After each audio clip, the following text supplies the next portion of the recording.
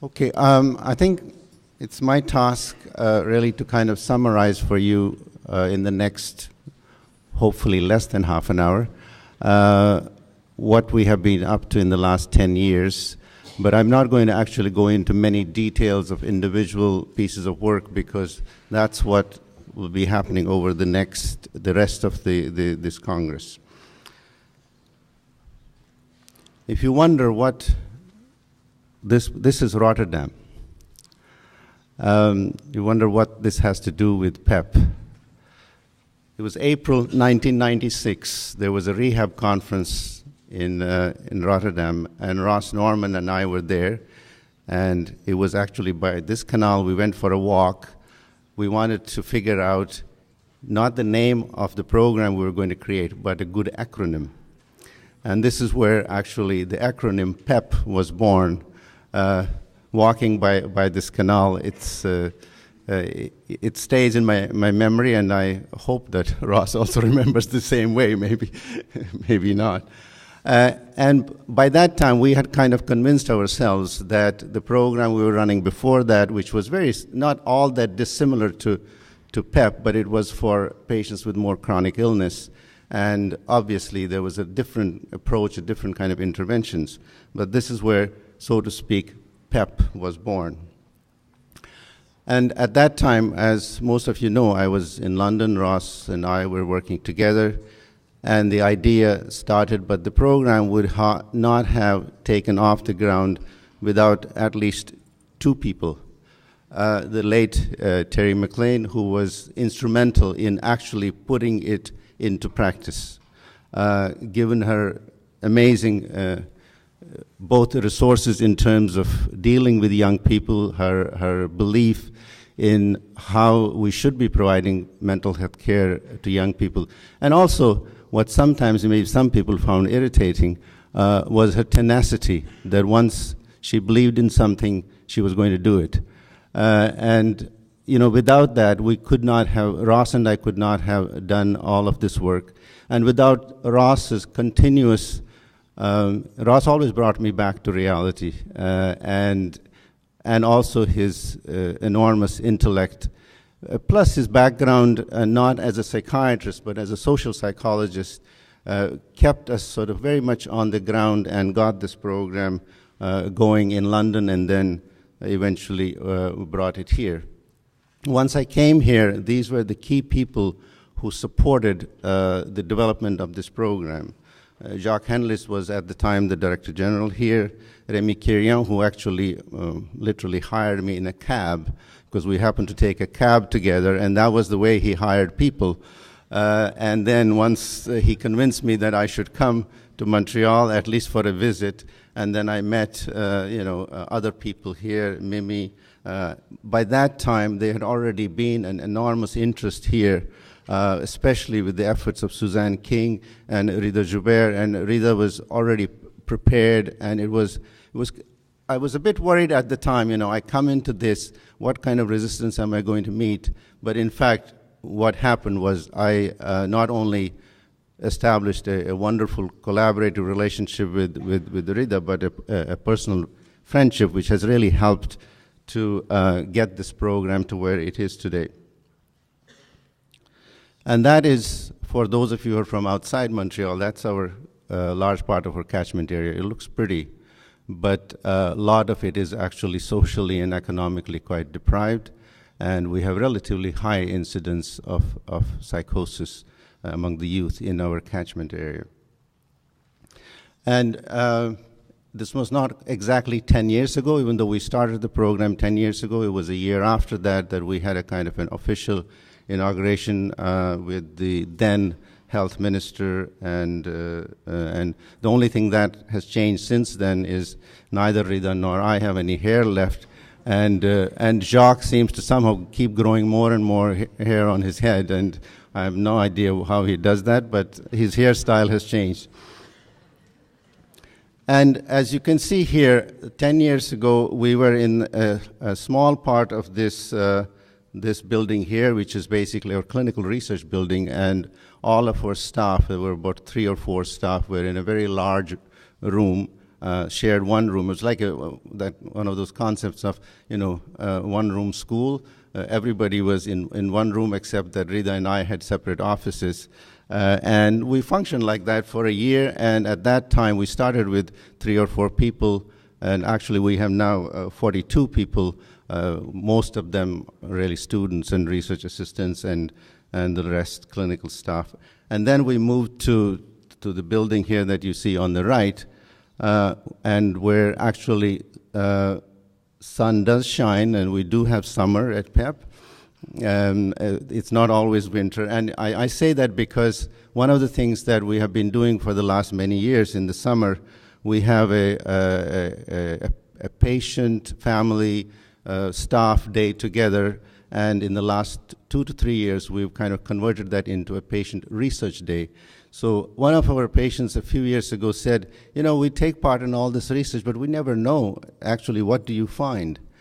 So we decided to take that on, and now we run a day where we invite all our people who receive care from us, both young people as well as their families, and we present our research to them and get ideas from them. We have posters, and they ask questions, and then afterwards we have a barbecue and we play sports, and these are the grounds. This is the nice thing about being at the Douglas, is having very nice grounds.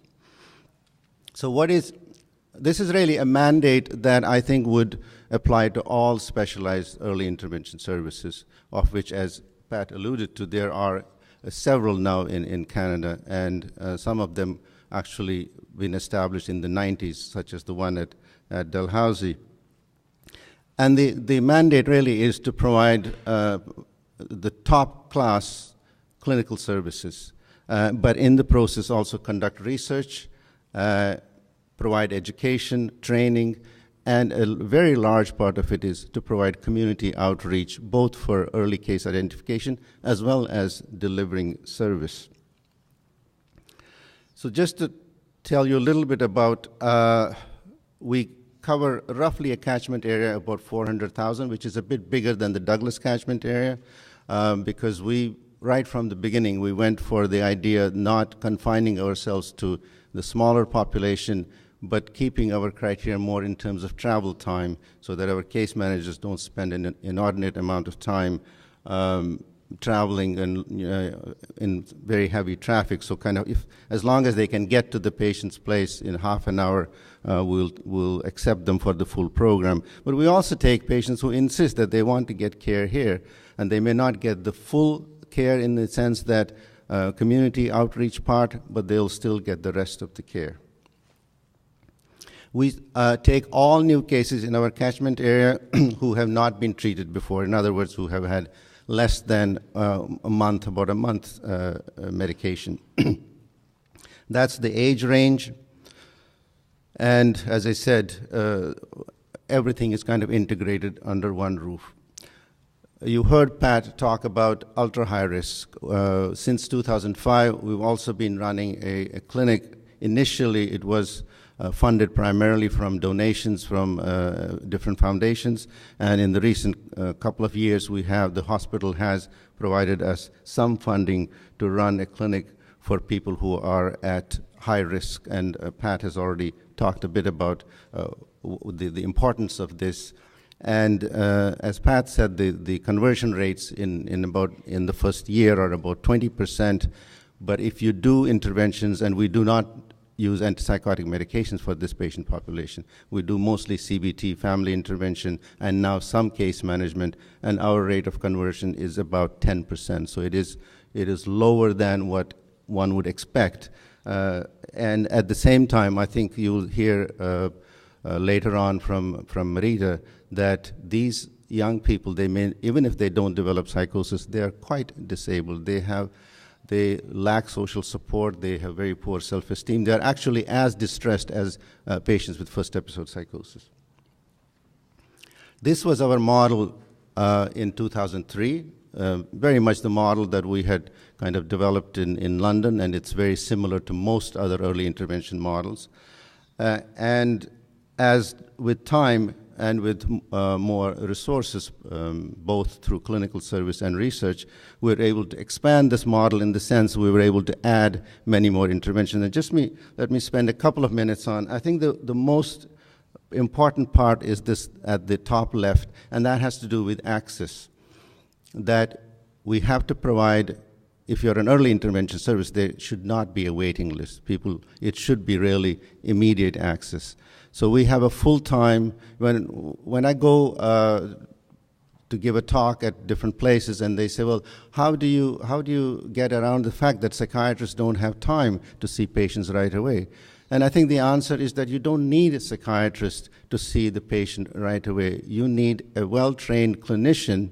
There are many, many clinicians other than psychiatrists who can do this work and do a good assessment, and that's what we do. We have a full-time dedicated person who takes all the incoming calls, and we have no particular source of referral that we take or not take. Anybody can apply. People can walk off the street.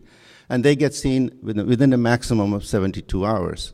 As part of that, we have also been doing a lot of work with all potential sources of referral, ranging from CLSCs, which are the Community Health and Social Service centers, emergency departments. Even we worked with church groups, schools, colleges, to sensitize potential sources of referral to call us, to contact us. And we've done 2 projects, actually, one here, one in London, using this kind of model. Here, what we did was we did a very targeted intervention with potential sources of referral using the principles of academic detailing, where you actually spend a couple of hours with a small group. We show them a film for 10 minutes, how psychosis appears in a family, and then we basically have a discussion. And then they also meet face-to-face with the person that they're going to call. So this sort of a relationship develops, and we're in the process of publishing some of this work. What we have been able to achieve through this is that the time between the help seeking, when the person first contacts a mental health professional and getting into our treatment program, is now down to a median of 1 week, which I think is really quite impressive. What we have a challenge still, and I'll talk a little bit about it later on, is the route through which our patients are coming. It's very unfortunate that majority of them are still coming through the emergency department. Even though they may have been identified somewhere else, they're somehow told, go to the emergency department, it's your quickest way in. And then we have, in the model, we have basically the whole center of the model is an assertive case management. And that is a low ratio, 20-to-1 ratio between a case manager. And case managers have to be, doesn't matter what discipline they are, what discipline they come from, they have to be really interested in working with this patient population. I always say that you can teach people any technical skills. You cannot teach them to be interested or to be excited about something. They have to be excited about this. And around that model, then we have basically every patient has a case manager allocated to them, a psychiatrist allocated to them, and what we call an evaluator, who is basically a research assistant paid through research dollars, but who works with the patient for the entire 2-year period and sees them on a regular basis for all the evaluations. And then we have all of the other, as you can see here, the interventions, CBT, group interventions, monitoring for metabolic. One of our weaknesses is the IPS. We only have access to 1/3 of a worker for employment support worker. And I think that is a huge weakness, because as you saw from Pat's presentation, this is probably at the end one of the most promising things that we can do this early on. The ones we do refer to, our IPS worker, 70% of them are fully employed, and fully employed within that 1-year period and retain their employment. That is the team. The team changes a little bit here and there in terms of students come in, students leave, but this is a picture probably about 2-3 years old. None of us have grown much older since then, but there have been some changes in staff, though. And that's the core team. I'm not going to go. If I have missed somebody's name, I really, really, truly apologize. I was trying to remember everybody that I work with, but it's getting bigger and bigger. And we have active collaborations, and both for service as well as for research. Within the Douglas and McGill, we have several collaborators, especially in our randomized controlled trial that Pat alluded to, and I'll talk a little bit about that in a minute. And then we have external collaborations within Canada, and we have a major collaboration with Dr. Tara and her program, SCARF, in Chennai, India. So just to give you some numbers, in the last 10 years, we have seen almost 1,500 patients, or evaluated at least 1,500 patients, and 538 have actually received care here. At 2-year follow-up, which is basically our program is for 2 years, 72% of patients are still retained. And just to give you a flavor for what we have achieved in the last 10 years, we're very active. We're a very active clinical research facility. Our publications record is pretty good, 160 publications in the last 10 years. Many conference presentations, roughly about $8 to $9 million in funding, and we have graduated or are in the process of graduating at least 28 graduate students and postdocs. This is a kind of just a flavor for what I think an early intervention service can achieve. First of all, only 50% of our patients need to come through the hospital. In other words, close to 50% of patients do not get admitted to hospital to get into our program. And that has to be put in the context of what used to be the case in routine care, where 70 to 80% of patients, because that was the only route to get into treatment, and then after that you may get a follow-up in a clinic, or you may be sent back to a family doctor. What is interesting is that if you follow over the subsequent 2 years, a very tiny minority of patients actually are in hospital at any given time, ranging from 3 to 6%. And that does convert itself into dollars, or at least fictional dollars. Fictional dollars in the sense that those beds are not being used, but unfortunately somebody else is then using those beds. So they are not real savings. However, people who go through the hospital initially end up using twice as much hospital inpatient beds over the subsequent 2 years compared to patients who never come through the hospital. And when we actually look at this is a paper coming out in Psychiatric Services, not all of those hospitalizations would have been necessary had we had some other supportive facilities. Sometimes it is necessary because of suicidal risk, lack of social support, but sometimes it may simply be a matter of not having adequate supervised housing where we could have kept the patient and provided home treatment. Just another flavor in terms of, I want to keep it very much service-based outcome.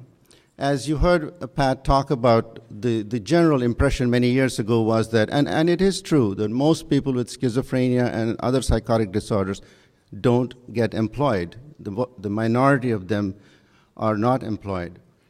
And as you can see, at the end of 1 year, close to 60% of our patients have at least some form of employment, and that includes going back to school because some of patients are too young to be employed. And only about 19% were doing nothing. And that, those of you who know the literature in psychotic disorders, is not, it would have been the other way around. The picture would have been the other way, that maybe 15% would be employed at any given time. And by 2 years, as you can see, one of the things I noticed is remarkable is the people who move from half-time to full-time. And as you already heard, that some patients take longer to get better. And we have to be able to sustain the support for them till they are ready to move on to the next. But I think we should not be fearful of saying to patients, yes, it's okay after 3 months to try school, to try work, maybe sometimes only part-time until they are ready, instead of saying, oh no, just sit back and it will be too stressful for you. In terms of research, these have been our sources of funding. As you can see, most of them are publicly sort of peer-reviewed funding organizations, but we have had very generous support from a number of foundations. What type of research? I think given the nature of our service, what we have tried to do is really, we have a critical mass of people with expertise in epidemiology, in clinical research, in genetics, in brain imaging. So we were able to put together a research program that kind of covered a whole host of things in order to understand and deal with the challenges of psychotic disorders. So we've been able to do work in sort of prevention, early intervention, psychopathology, neuroimaging, and in program evaluation. And these are kind of some of the main research projects that we have. In fact, the last time we looked at it, we had 19 research projects going on at the same time, which means an enormous amount of organization and cooperation between people. And instead of saying, well, my research project is more important than yours, what we have done is looked at what are the requirements of a particular research project, and where is it important that these patients be recruited in the first 3 months, so they come at the top, and then there is also a lot of sharing of data between projects. The three big projects that we have currently is a randomized controlled trial that Pat alluded to. We're doing comparing 2 years of intensive specialized intervention with 5 years. We just have received in 2012 a large NIH grant to look at comparative outcome of first episode over a 5-year period between our center and the center in Chennai, India, where generally outcome tends to be better. And under the leadership of Martin Lepage, we have been doing a number of neuroimaging studies that are very clinically oriented, and you'll hear some of that. And we have also been doing some work in stress and the whole idea of stress vulnerability, especially in relation to ultra-high risk, as well as first episode. Because we are our research is also very service-oriented, we have done a lot of work in being able to, or trying to experimentally simplify pathways to care. And they are very, very complex for most people, and thereby reducing delay in treatment. Okay. I think one of the underlying things for our research has been, what are the gaps? What are the challenges of treating psychotic disorders? An example here is that you have the vast majority of patients, 80 to 85% of patients do respond to treatment. And that's just to do with positive symptoms. But when you look at how many patients actually stay in complete remission, it drops down to about 50%, and what percentage of patients actually make a good functional recovery, and that drops to about 20%, 25%. And this is a challenge that we have to meet, and many of our research projects are really, in one way or the other, addressing these kind of challenges. Just to give you an example of why it is sometimes important to do clinical research with first episode, and the results are sometimes different and can then be applied to this patient population, which we would not have got from the older research done on patients with multiple episodes. And just to give you one example, on the issue of adherence to medication, which is a big issue, especially in the first 2 years. Kate Steger, who was doing her fellowship with me, did this study. What she found, it's the one in the yellow, that there's 1/5 of patients who get better very, very fast. They're completely well. They have no negative symptoms, no positive symptoms.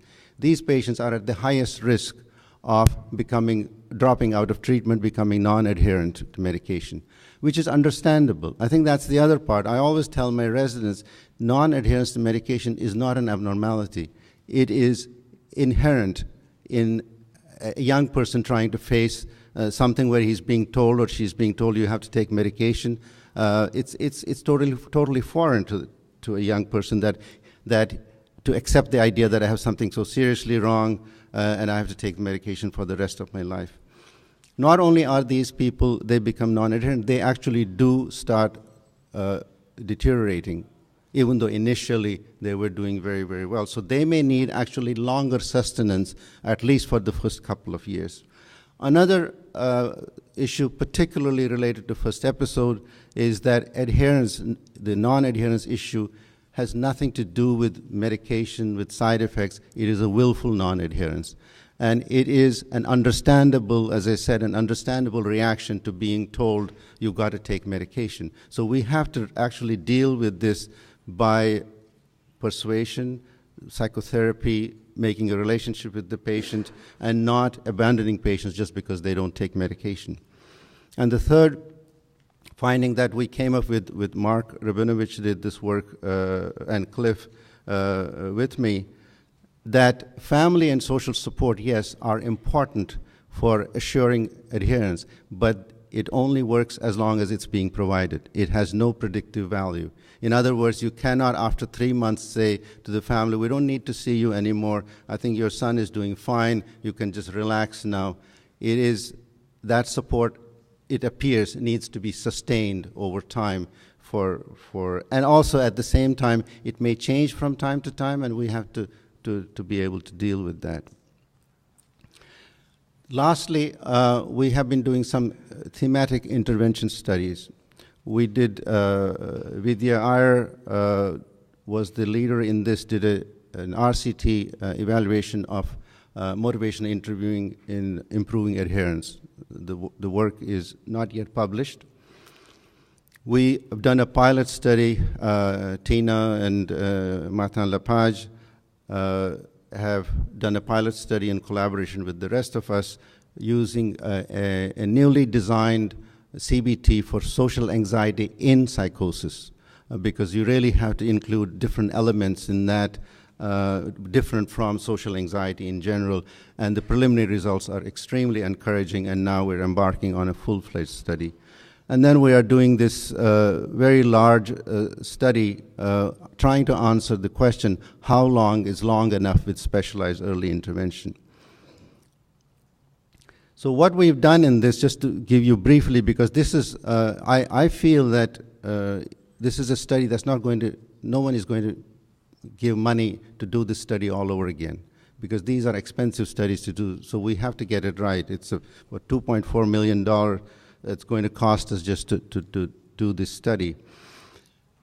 We did the study, we designed the study that it was ecologically sound. In other words, everybody who finishes 2 years is randomized, so that you're not selecting patients who are doing well or selecting patients who are doing very poorly. And the only exclusion criteria was that they have to be able to communicate in either English or French and have an IQ more than 70. And the sample we come up with, 212, we actually have recruited. We have over-recruited for various reasons. We have recruited, I think, 217 patients by now. These studies are actually very difficult to do because it's not a drug study where you can do a double randomization. This is a study where you come face-to-face with all the problems that exist in mental health care. So we've used remission as our primary outcome because the length of remission does have some relationship with functional outcome. But our secondary outcomes are going to be equally important, especially for policymakers and decision makers. We have very elaborate economic measures. We are measuring both direct and indirect care and also productivity. We'll be looking at quality of life. We're looking at functional outcome and clinical outcomes.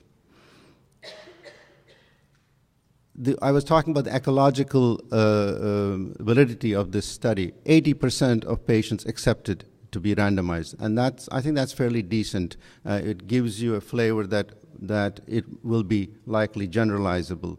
I cannot present to you any interim results because we haven't done any interim analysis. The only thing I can show you is that patients who are randomized to regular care have about 2.5 times higher dropout. And as Max has argued many times, I think engagement or staying engaged in our treatment programs is an outcome by itself, because if you're not engaged, you're not going to be getting any benefit. And the last that I want to say a few words about is our study comparing outcome in Montreal in our program with the first episode program, which is part of the SCARF in India. SCARF is an NGO, and probably the reason we collaborate with them, because collaborating with anything run by the government in India, I think, is a disaster. And it took us actually 1 year to get signatures from the government in India so that they could receive the money from NIH. And this study actually was initially, we did a pilot study to see, can we confirm this belief and the previous findings that outcomes in developing economy countries is better than in developed economy countries. And yes, in our pilot study, we basically confirmed, because this was the first time anybody had done this with first episode with relatively similar treatment protocols and identical assessment protocols. And then we went beyond that and are now doing this. We've got an NIH grant after the pilot grant, a full grant, and Vidya Iyer and Rida Jubair, myself, and several other people are involved in this study. And what we're looking now at is that, yeah, outcome may be better the way it was measured. Is it better in all other, if you really do a comprehensive assessment of outcome? Is subjective outcome better, or is our unemployment rates better?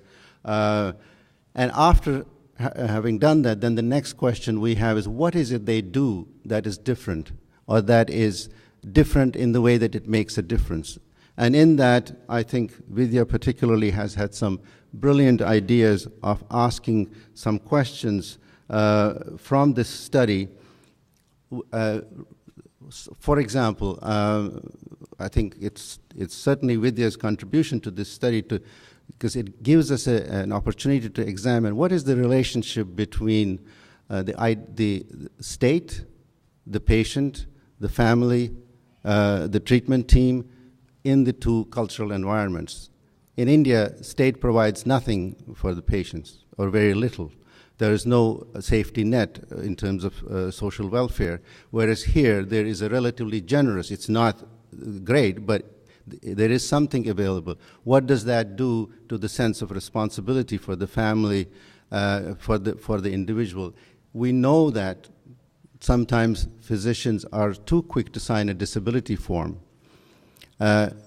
Is that a disincentive then for the person to go and seek employment? So we're going to be examining these things. The other thing we're going to examine is the whole idea of trust. How does the trust in the medical system, in the doctor, in the case manager, influence your outcome? And so this is going to be really a kind of a mixed method study where we'll be doing a lot of focus groups as well as quantitative measures.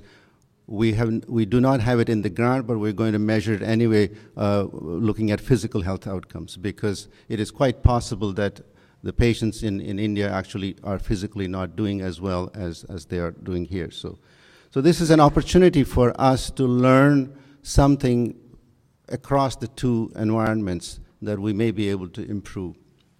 So lastly, I just want to show you, just to summarize what we think have been our accomplishments. I think we are arguably the most comprehensive specialized early intervention service for first episode program with a research integration in Canada.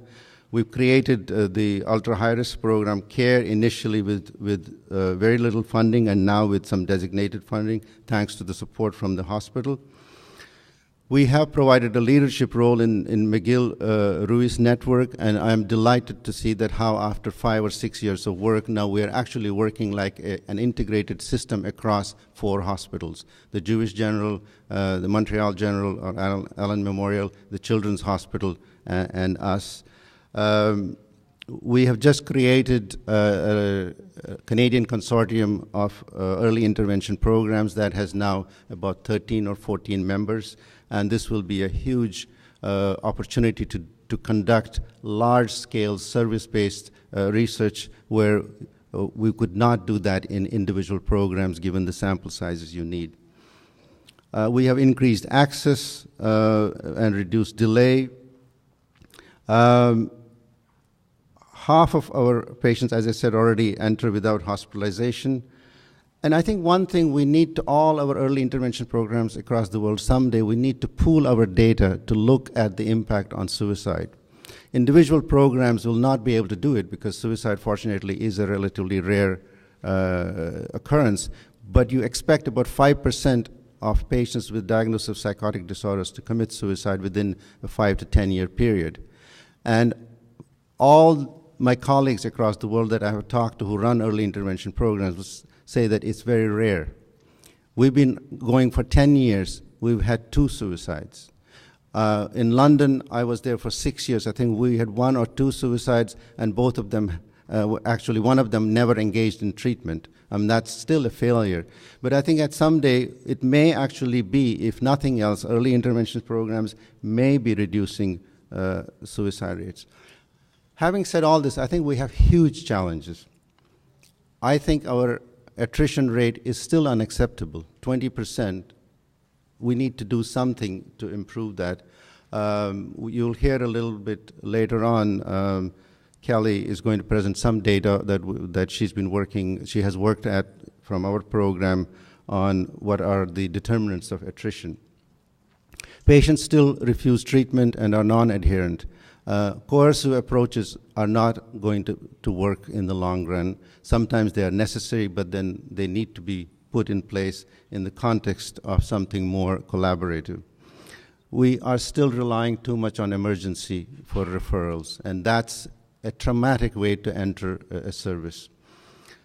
We have poor access to family physicians for our patients for physical medical care. One of our big challenges, and I know that for sure we would be able to reduce the time people spend in hospital if we had proper supervised housing, temporary housing for patients who could be moved very quickly into those facilities. We have to reduce delay in the employment support programs, and that is a huge challenge. And we know the evidence is so strong that it really does not take rocket science to, to understand that this would be a place to invest. Our big challenge that we have come across through the randomized controlled trial, when we randomize patients to regular care, they're stuck with us still after randomization, sometimes for months and months because nobody will accept them. The tragedy of it is that 35% of our patients at the end of 2 years could easily go to primary health care. But our primary health care, the CLSCs are ready to accept them, but they don't have a family doctor. So they cannot take them because there's no one to prescribe medication and to provide medical care. So that's a challenge. We still have to design and come up with better interventions for substance abuse. We have a challenge, at least in Montreal, of treatment of refugees, especially with this wonderful federal government that decided to cut all help to refugees. University students, when they become sick, they lose their insurance, so they're kind of stuck in the middle. And I mean, we provide them care, but it's a challenge in itself. And I still think that we have to aim for higher rates of recovery. So I'll end with this quote that my father showed me when I was 13 and got me into reading Robert Frost. I'll just let you read it. And I did not want to paraphrase him by replacing I with we, but I think I mean we. Thank you very much.